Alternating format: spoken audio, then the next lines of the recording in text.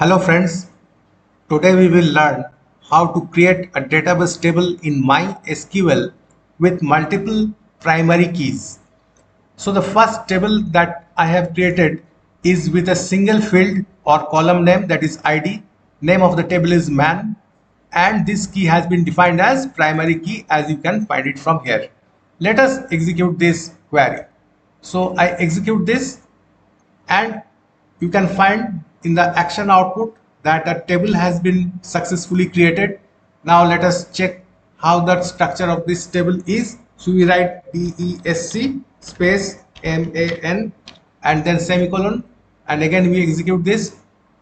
So you can see the structure of this table with a single field, that is ID, data type is INT, and the key defined is primary. You can see it from here. Now what if you want to declare more than one field as primary field? So let us check this. I have already created the command. So this time we are creating the table man2 with two primary keys, that is ID, data type is integer, name, data type is varchar, and both are followed by primary keys. Now let us execute this query.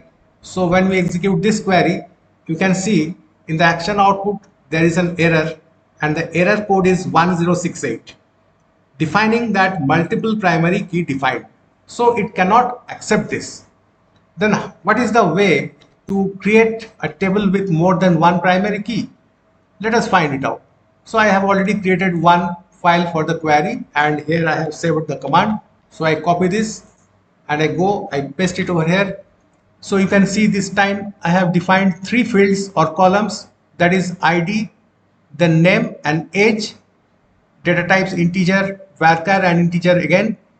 And after defining the fields, I have put a comma, and then I have written primary key and created a tuple over here. This tuple encloses all the names of the columns that I have created, that is ID, then name and age. So let us now execute this command and find out what is the output. So in the action output, we can see that the table has been created. Now let us find out, let us check what is the structure of this table. So I write DESC again, man2 this time, and now I execute this, and you can see that there are three fields, that is ID, name and age, and all these three fields are created as primary key, you can see over here.